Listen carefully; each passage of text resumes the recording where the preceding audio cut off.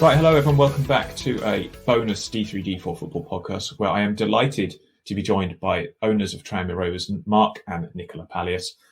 Brilliant ownership, have really engaged with the fans. I follow you guys very closely on Twitter and what you're doing with Tranmere Rovers. Before we get started, I will just say this podcast is in partnership with The Big Step.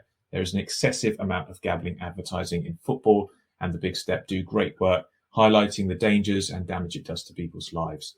You can follow them at _Big Step on Twitter and take a look at the great work they do.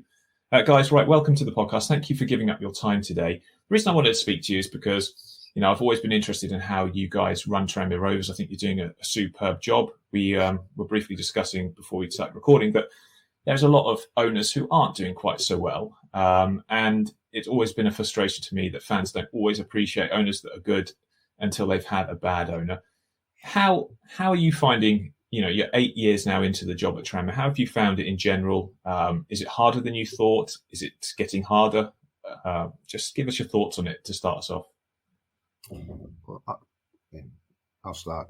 To be quite honest, I spent my life walking into businesses that were in trouble. So, as a consequence, I did sort of came into this with my eyes open fully in terms of all the things that you've got to do when you're running a football business.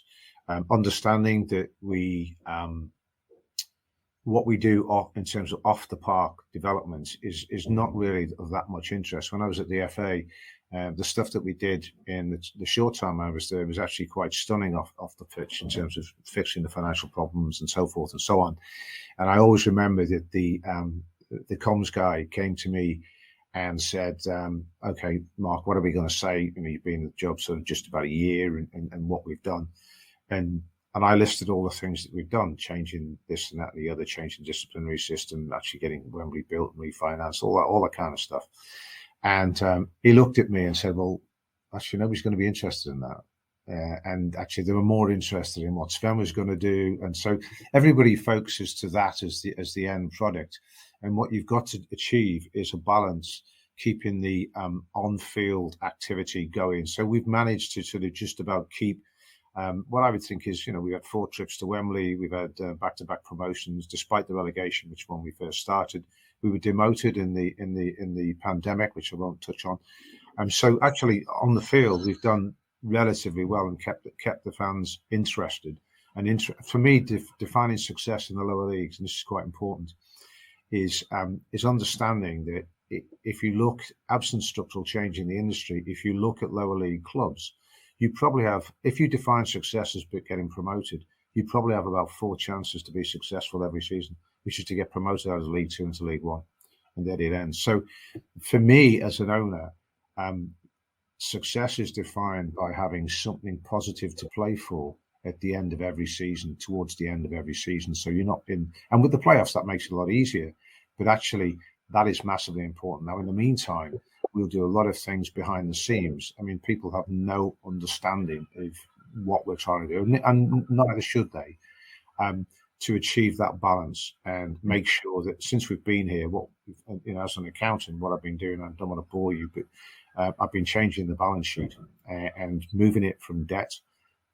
So we're getting rid of debt and we're increasing the number of assets. So we're trying to change the business plan, which means that we will produce more income producing assets, like a 3G pitch is a classic example, that are agnostic as regards football performance. So, and that's not of interest to the fans, but it's massively of interest to the future of the club. And so having that debate is quite difficult. And so, I don't really get involved in Twitter and everything else trying to have a financial debate, because it's just not worth it. So no, of course. I think Mark's spoken a bit there about sort of what we've done within the club, and what was our sort of business plan to fix the financial issues that it had. But there have been a few things that have happened outside our control that have massively impacted on it. We certainly didn't have a COVID pandemic in our business plan, so that's really put us sort of 2 years behind schedule, because you're sort of just treading water for 2 years. We had a pitch collapse, all the drainage under the pitch, so that had to be completely redone, which was a big investment that we hadn't really been expecting to do. And I think also if you look at the economic dynamics of the EFL since we came in 8 years ago and where they are now, it was relatively straightforward in the past to see a sort of organic growth pathway from League Two to League One to the Championship. And then, once you're in the Championship, you're in with a shout of reaching the promised land of the Premier League. That gap has widened enormously in the last 8 years. And if you look at the wages that you would need to be able to pay now to compete effectively in the Championship, it's a much bigger gap than it was when we first arrived. I think just to qualify that, sorry, James, I think the conditions, this has been the whole thing on I'm doing something I'm going to send to the DCMS on this. The whole thing has been the march of mammon over many years in the game. As a consequence, we're looking at the end product of that. And you go back to the abolition of the maximum wage, the fact that you could then take stuff out of the clubs, the fact that you actually stop sharing gates, all leads to this gradual increase in the gaps between the haves and the have-nots. The gaps in the league and in the pyramid have existed for quite some time, but even in the short time we've been here, they've probably increased yet again.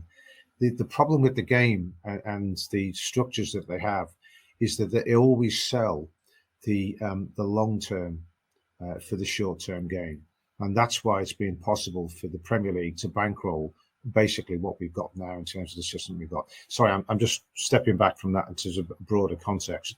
But where we are and what we're trying to do is to recognise that we're in that system, and if you're in that system, you can't individually change it, and therefore you just have to look at the atom of it, the club itself.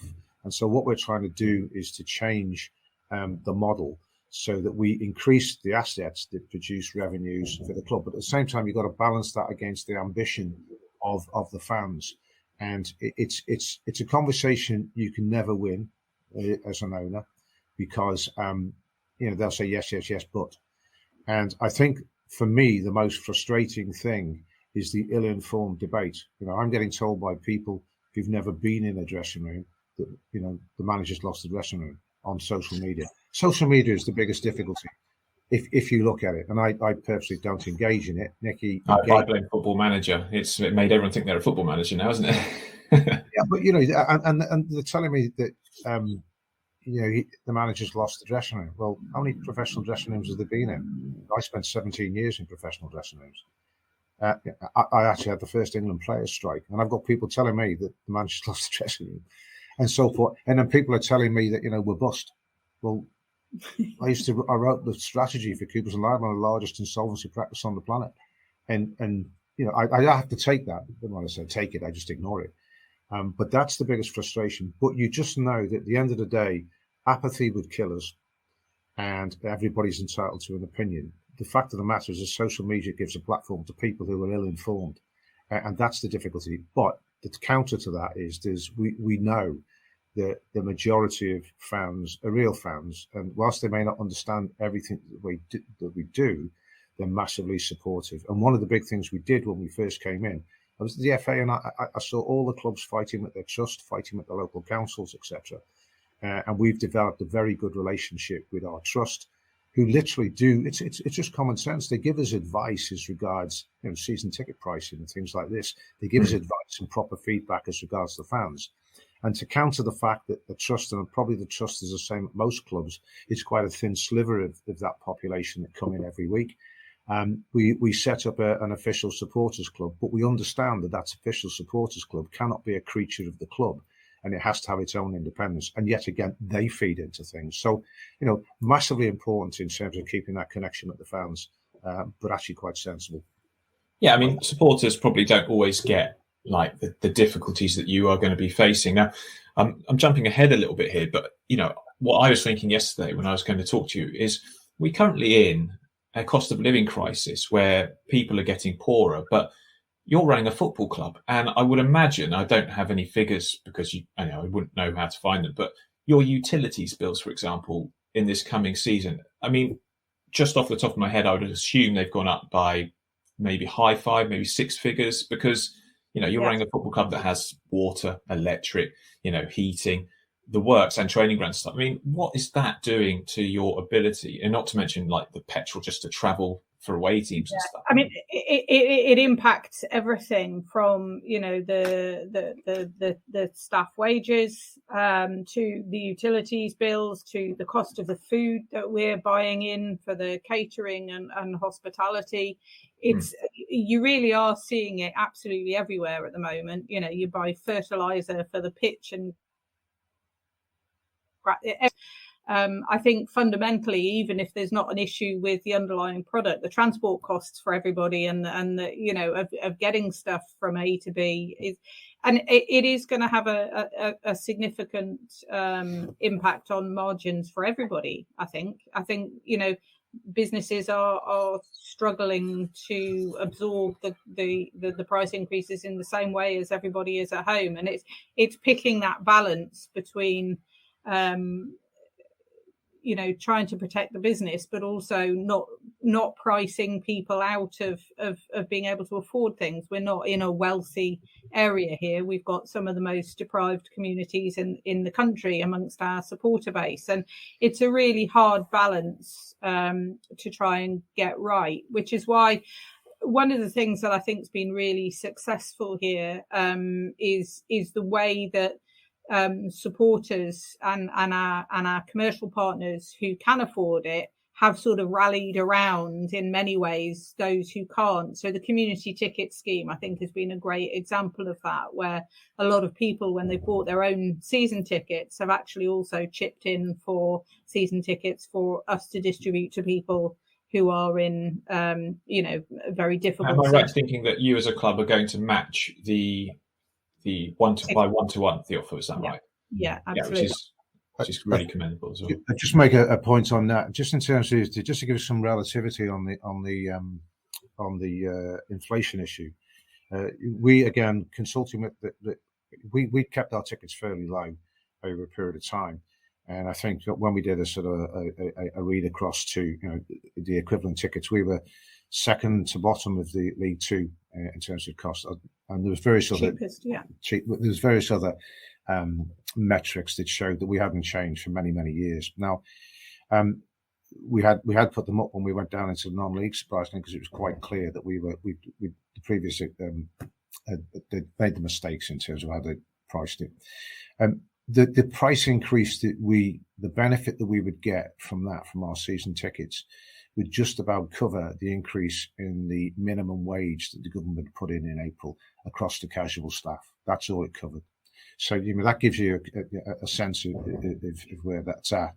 I think if I just come back to something that Nicky touched on, and that is that in changing the business model, one of the ideas I always had in my head when I came here was that you can use the club as a local delivery vehicle, a more efficient local delivery vehicle, because the club can do so many things. So I spoke on the EFL community conference, and I think people just looked at me and thought, well, we understand that, you can do this and that. But actually, we do our community stuff for a variety of reasons. We treat it as a business because if we've got these assets around that would not be used during the week, if we increase the size of the community footprint, and through the SLA, they pay 80% of the market rate. So I can rent out those buildings to them. I get 80% of something rather than 100% of nothing.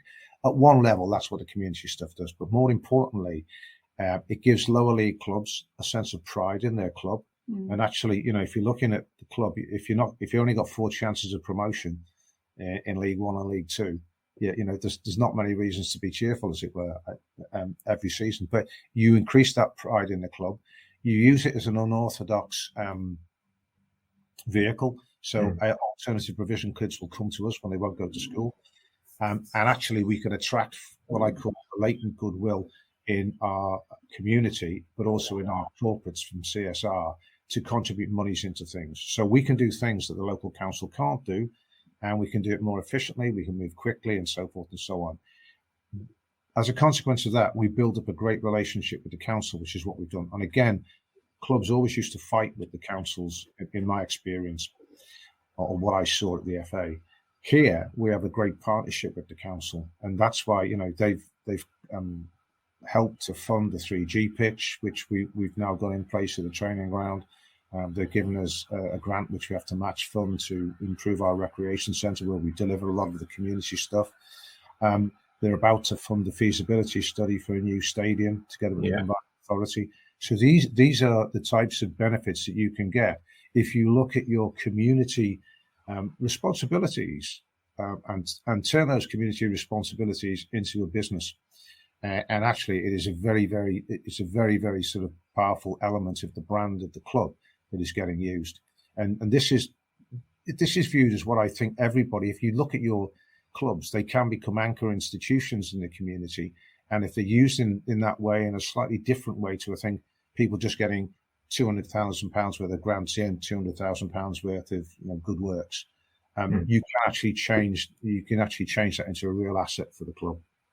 Absolutely, and I think it's very important that people understand how much community work clubs do. I watch, your guys giving out meals when people were starving in tough times. It's so commendable. It really is. It's great to see. I mean, turning attention to matters on the pitch, I often hear managers talk about their budgets in relation to a sort of imaginary league table compared to other teams. Now, you often say, we've got a bottom six budget in this division. We've got top. Steve Evans will tell you he's got the worst budget no matter what team he's managing, and that's maybe part of his strategy. But do you guys all chairmen have like a WhatsApp group where you discuss like who's got the biggest budget this season, or is it kind of you have to estimate it from what you see coming in from the market?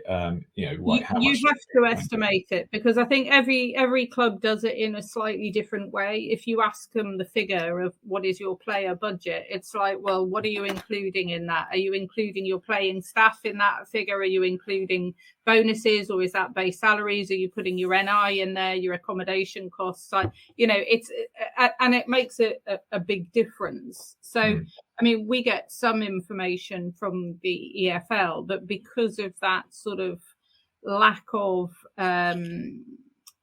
clarity around how people are accounting for things, at the end of the day, it's an estimate. Yeah, I mean, you get market intelligence. You know who's out there buying players and the prices that they're paying. For example, in the middle of COVID, when they brought in a wage cap, which I thought was essential, there were several clubs that immediately tried to beat the time limit on that. So suddenly players you were talking to were getting twice the wages that you were offering them. So you do get a sense from the market. You do look at the benchmark figures that Nicky's talked about. What we do here is I have it's actually quite a sophisticated model now. And we've always managed to direct that. But what we have been doing, again, behind the scenes, and you can't really sort of explain that to people, we scrapped our academy because it doesn't work for us. And I can bore you for hours on that one, why it doesn't work. Just on the academy, I assume the big thing about it is that you can have a young player in your academy from, say, I don't know, say he's a young kid, you have him there for a decade maybe, and then, if he shows good potential, he can be pinched for next to nothing by a bigger club. So what's the point? Absolutely. But if you actually look at it, I've done some stuff on what I call the football processes. We're about to launch a diploma in professional football studies with Liverpool University. And it's an international thing. So, I mean, but on that, I'll talk about football processes. And the principal processes for me are recruitment, development, and then management. By management, I don't just mean the manager. I mean, it's all the resource that's put into that, sports science and so forth and so on. But if you just look at the recruitment side to it and the development side, we were a Cat 3 academy. So, we've got Liverpool, Everton, Man United, Man City in close proximity to us within 25, 30 miles. So as a Cat 3 academy, there's a filter at the front end, and that's the parents and the kids themselves probably. So aged 8, we get probably third rate coming into our academy here. And as you say, so you get third rate in. We're actually putting into those kids probably 2 nights a week throughout those 8 to 10 years. Cat 1 academy is putting in maybe 5 nights or a lot more input into those kids. And if we have a gem, as you say, they can be nicked. So what comes out, and they play in a games program, in a Cat 1 games program, they play against Cat 1 clubs, and we play against Cat 3 clubs. So if you look at that, and this is the most short-term industry, and I've looked at loads that I've ever seen, Why would we invest for 10 years in a kid or a group of kids, not one, because only, you've got to have a team, right the way through? You get some kind of supplemental contribution from the league, and this is the EPPP system, which, going back to what I said before, all the clubs sold out the long term for the short term. So for us, it doesn't work. It may work for somebody like Exeter because geographically it suits them. So we get third-rate product coming out at the end of our system, and we get rated very highly because we sign players on pro contracts, but they've never got a chance of playing in the first team. Now, we signed a player called O'Connor, goes into Man United's academy, Cat 1, goes right the way through that, goes to Celtic, another great academy, comes to us on loan, and we then try before you buy. You see him, we like him, so we take him on board as a player that we can develop and give Celtic a sell on. We don't take the risk for 10 years investing in a kid or 12 years investing in somebody. And actually, if you then look at what's changed over the years, if you look at the demographic of Liverpool Football Club, it doesn't match the demographic of Liverpool. They're shopping in the jungles of Borneo and stuff like that. So where are those kids going? So for me, it's a much more efficient way. And you're starting to see the first season now. We had a few last year. You're starting to see the difference now. So, I'm not writing off the kids on Merseyside, but to be quite honest, in the days gone by, the players that we brought through were the mistakes that Liverpool and Everton made on players aged about 14 or 15. And they used to kick them out of the academies. Now they've got so much money, they can keep them and they can hoover, they can go wider than they ever could do. So, you really don't have a chance against that. And I just think it's not sensible to stay in the system. So that's why we left it. No, I get that. I think that's quite a sensible decision. I think other teams have done that before. Obviously, biggest thing that fans will be interested in at this time of year is recruitment. You've made some really good signings. It's rumoured that there's a couple more on the way. So in terms of recruitment, I would imagine you run it as it's not like a manager just choosing the players. It's a group thing. You have a recruitment team. How big are you now on data and analysis in that respect? Because that's been a massive improvement at clubs, especially down this level of the football pyramid, which has really sort of taken off since we've been doing D3D4 football, actually. Yeah, no, the data is important, and people think because I'm an accountant, you'd like the data. But what I say is data is interesting, but it's got to be influential. And when we looked at the data originally, people said, well, this is for recruitment. Well, I think you've got to reverse engineer it. You've got to take it into that football processes. You've got to take it into management first. Decide how you want to be playing. And I say decide how you want to be playing. I'm not being, we're definitely going to play this way, etc. But what you can do. But for example, if your budget is of a certain size, you may decide that you don't want to take wingers on board because wingers are fairly, they can play one position. You can't mix them around the way that you play. So I think you then, once you've got it in there and once you understand the way you want to play, I come back to developing players. I think, management, to be quite honest, is about 10% of the value in the value chain. It may be minus 20%. I don't mean the manager. I mean that whole area there. Development's about 20% and recruitment's 70% of the value. So we've got data that's come in and we filter that back down that chain and we decide on the types of players that we want to fit the way that we want. And that is massive for us. And we've found that very useful in terms of targeting. But you've got to have the whole system. You can't just have the data. And as I say, I hate it when people just have the data and it's interesting, but it's not influential.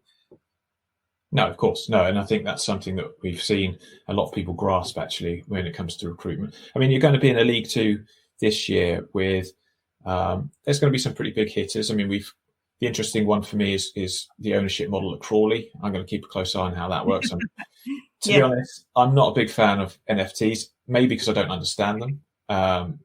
In all honesty, the whole cryptocurrency stuff in football. Yeah, I mean, we've just been doing an interesting piece of work actually with one of the interns from Liverpool University, looking specifically at the NFT space. And although that hasn't quite finished yet, I have to say, I think the conclusion is it's almost impossible to find one that has worked. I mean, if you look at, even the mighty Liverpool Football Club with their enormous, fan base all over the world, I think they sold something like 6% of the NFTs that they launched, and they're all, or nearly all, desperately underwater in terms of the values plummeted since. So it's like, if at that level, I have, as a fan myself, and I'm getting on a bit, right? But I have no interest in that sort of stuff. I mean, I don't know if some of the guys that host the podcast with me, they're a decade or so younger than me, so they've grown up differently in terms of the football product. But I just don't have any interest.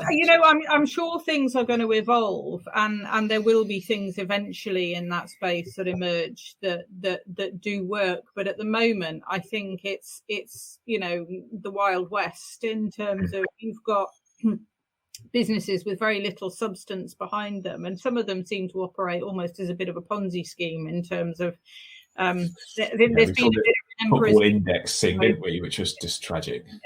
Yeah. So for us, I think it's difficult at the moment, but what we are trying to do is some proper thought through research on what is it that makes them so inherently risky. Is there any way that you could do something that delivered genuine tangible value as opposed to some sort of hypothetical digital but at the moment I think it's if you're a really sort of sophisticated investor, high net worth investor, and you can afford to have a punt on something which is going to be incredibly volatile, then fill your boots, and who knows, you might get lucky and get something that's incredibly valuable. But I think the reality is that it's not something that we would want to be pushing to. My concern would be massively that someone, you say fill your boots, someone does that, but unless they have the capital to protect the club should something go wrong, that's my big concern. You could have another massive insolvency problem in a club, which, like you've just been saying, hub of the community. Well, I think it depends on what you're looking at. I think, if what you're doing is selling NFTs, then being blunt about it, once the thing is sold, the problem's gone from the club's perspective. It's the person who owns it who will then get into trouble. But I think the whole where you take it a whole level further to you've got cryptocurrency and NFTs giving ownership of the clubs, then I think you've got a massive potential issue. And crypto is so volatile. To me, I don't know how you can do a cash flow for a business that is based on the answer is you can, but you wouldn't be able to bank it. Look, there are two separate issues as you were touching on. One is the club, and one is actually selling it off to the supporter. And once you've sold it, and I come back to we've been careful to try and build the brand of the club, and it's not just for the sake of building the brand, because we genuinely believe it's a good business thing to do, but equally has the great byproduct of actually being great for your community as well. We've also said that we have one of the poorest communities in the UK around us, and the last thing we want to do is to sell them a pup. We're not just after their cash for that. So can I just come back to something you touched on right at the start of this program, and that was the fact that the gambling companies got down in the debate with the government at this point in time. So the rumours are that they'll stop putting the gambling companies' names advertised on the front of shirts in the Premier League. They won't stop doing that. And so, to me, if you then start to look at the game, we can hardly say that we are against gambling on the front of our shirts, which we are. And I'm a clinical psychologist originally by training, and I hate gambling. Problem gambling, and I hate the way that it's taken over our game in this digital age. Well, you're very commendable for trying to protect your supporters. Yes. So why would we do that and then sell them NFTs, which we as business people couldn't justify? No, we have been approached, and we've done a lot of work on it because we were flattered to be approached, but I think people saw us as a relatively innovative club. And the people they were bona fide people. They were they're good lads. But at the end of the day, we are not convinced that that's something that we can do. No, I mean I know we're going to run short of time, but I just want to touch upon the fact that you really do engage with your fans. You engage with them on the kit. You let your own fans design it, and it's a really nice kit, by the way, this year. You let them make a decision on the badge, and that's quite important because this week we've seen a team in the division below you change the badge, and it didn't go down well. We'll just leave it at that. That's very important, that engagement with your supporters.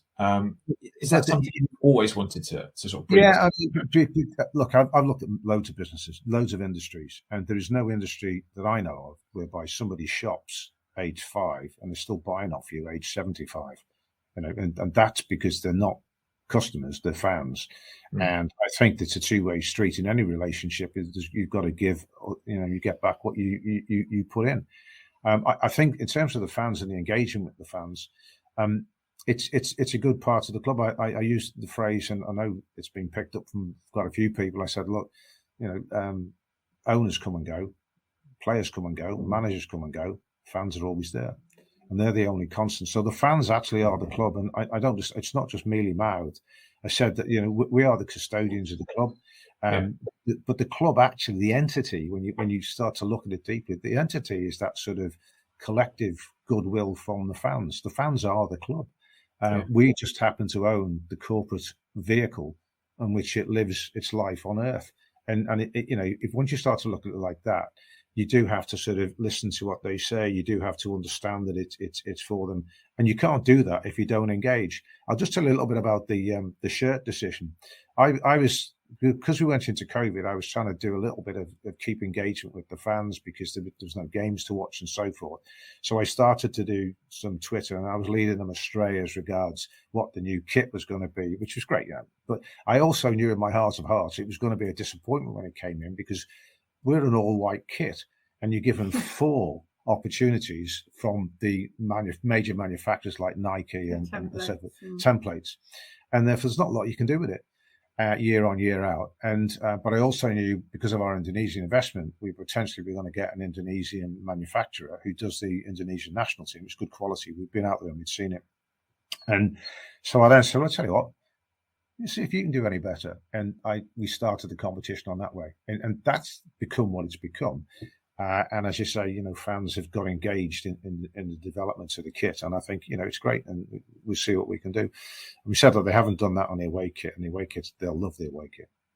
I'm looking forward to seeing what it looks like.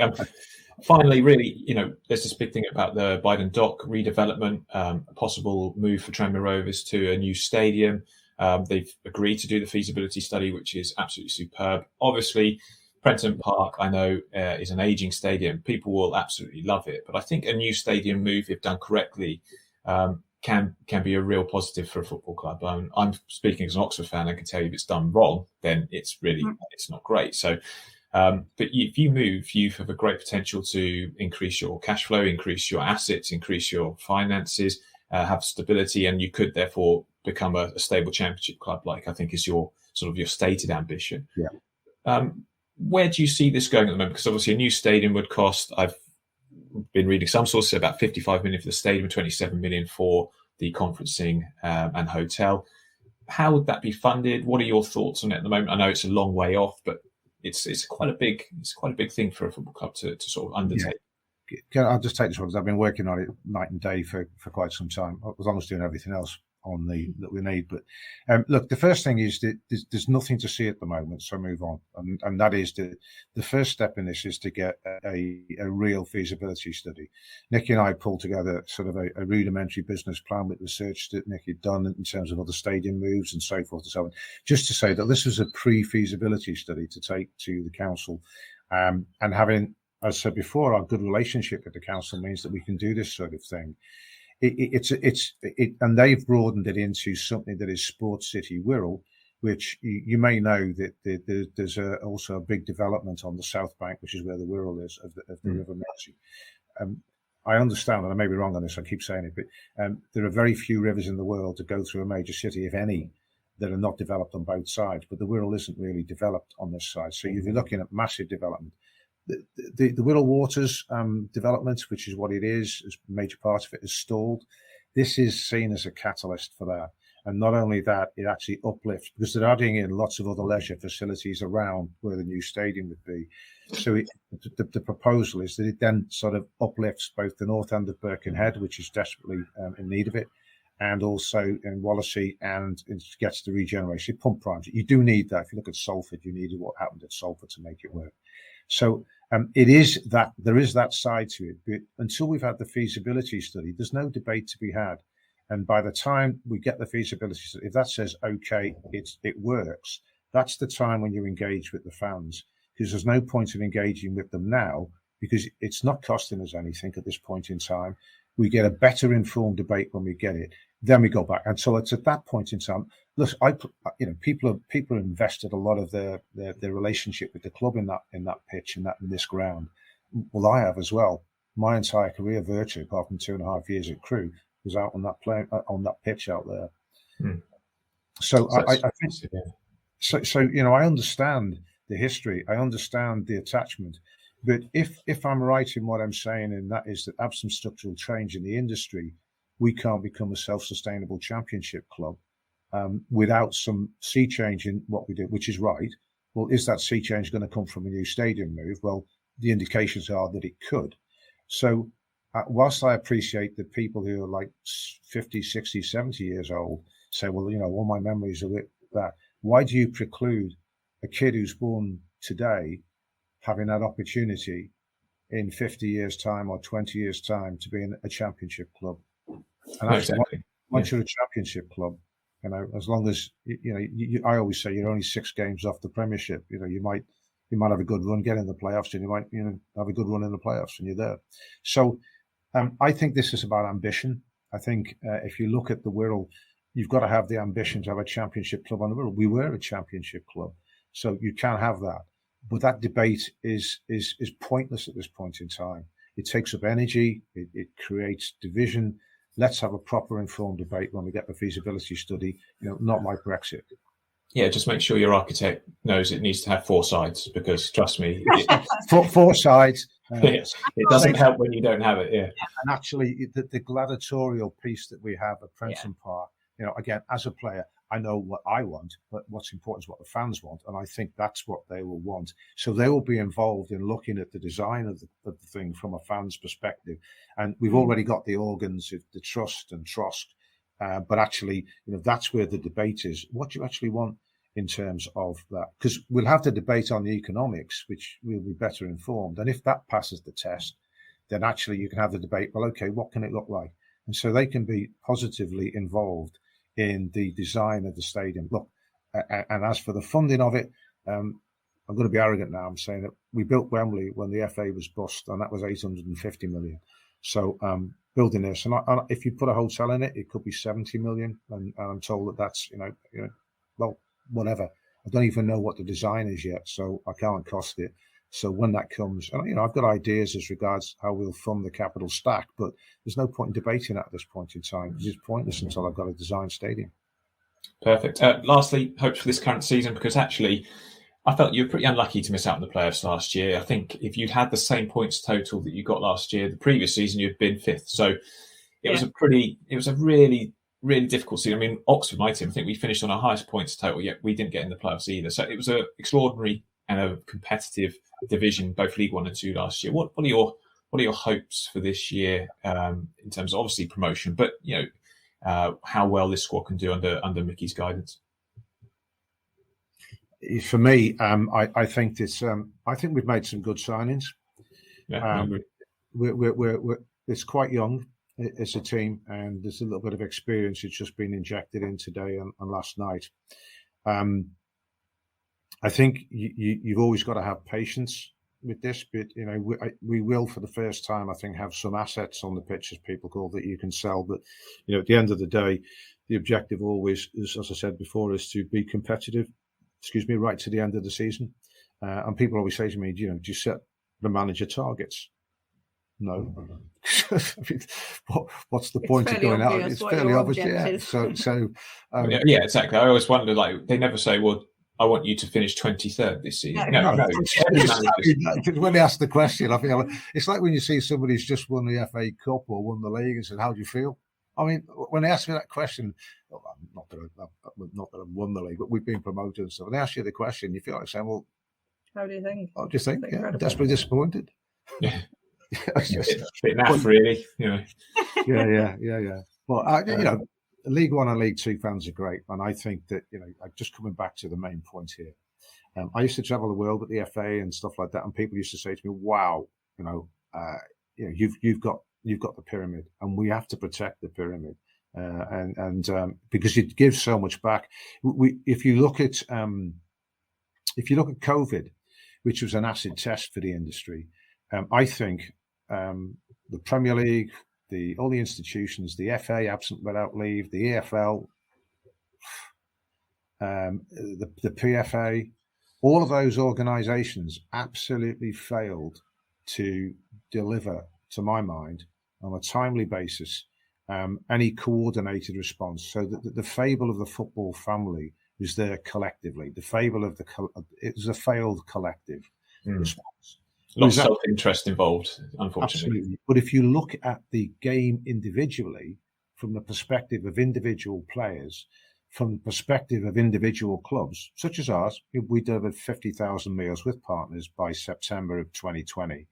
The game showed what it's really about. And that's the thing. I think it's the institutions around it that need to be knocked into shape and have the wings clipped to some extent and put back in the place that they should be.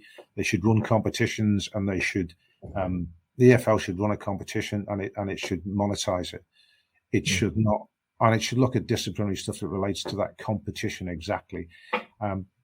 It should not be representing clubs. It can't represent clubs. On this point in time, I think it only represents about 12 to 13 clubs in the pyramid. And so, who represents the clubs? Who represents the owners? Because the owners aren't the clubs. There's all types of issues like this that need to be debated. Are you in favour of the Crouch report?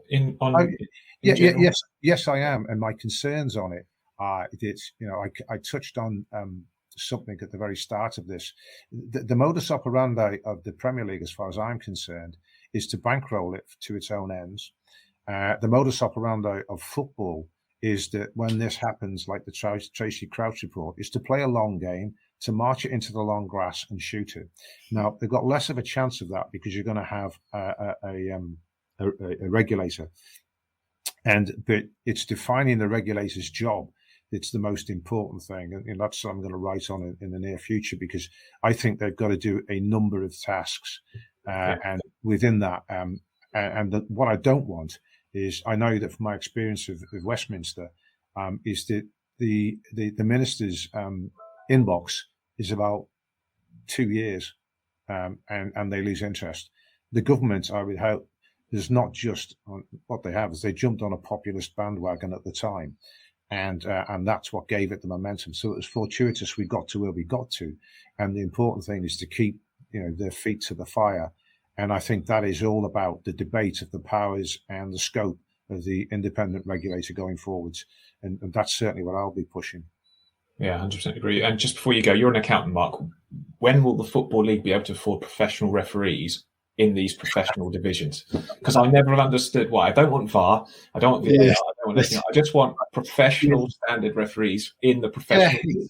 To be quite honest, I mean, I haven't got the facts and the figures, so as an accountant, I can't give you a proper answer on that. But what I can tell you subjectively is, we had a referee last season who, to some extent, ruined our season towards the end, and actually made allegations when he came off the pitch as to what had happened. And actually, when you pointed out to him, well, because we got CCTV and stuff like that, it was about opinion, not fact.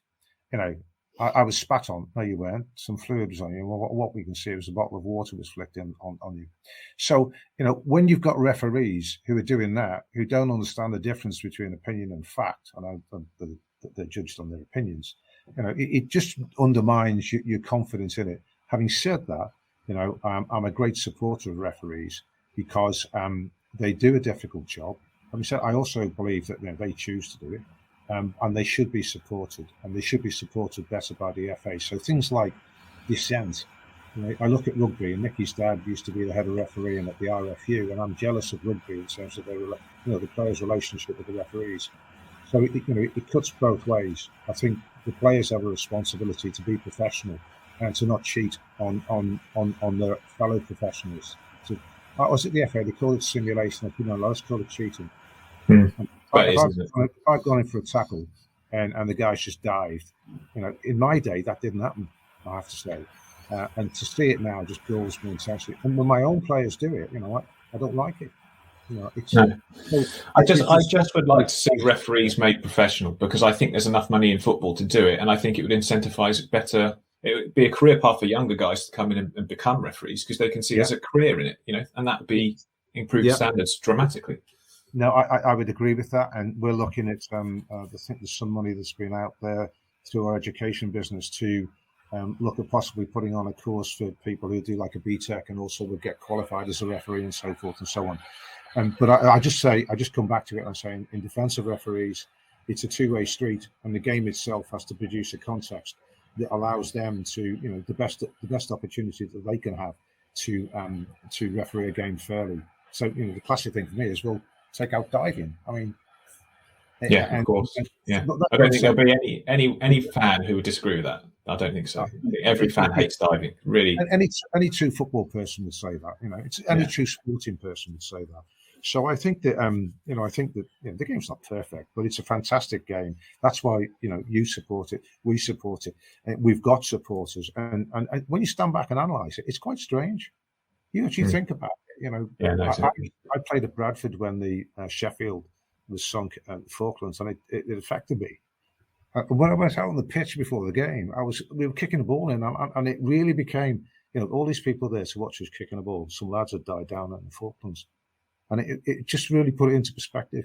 But having said that, you then look at what other organisation on the Wirral gives so much enjoyment when you see a goal scored. And at the end of season dinner, I was watching the absolute exhilaration on the fans' faces. And they call it limbs now. Apparently, that's gone over my head. How many organisations in your community do that week in and week out? There's nothing. No, it's fantastic. Well, Mark, Nicola, thank you so much for being with us this morning. I really appreciate your time. I've taken up far too much than I really should have, but always appreciate talking to you guys. And good luck this season. Really hope you do well. Thanks, James, and good luck to you as well. Thank you.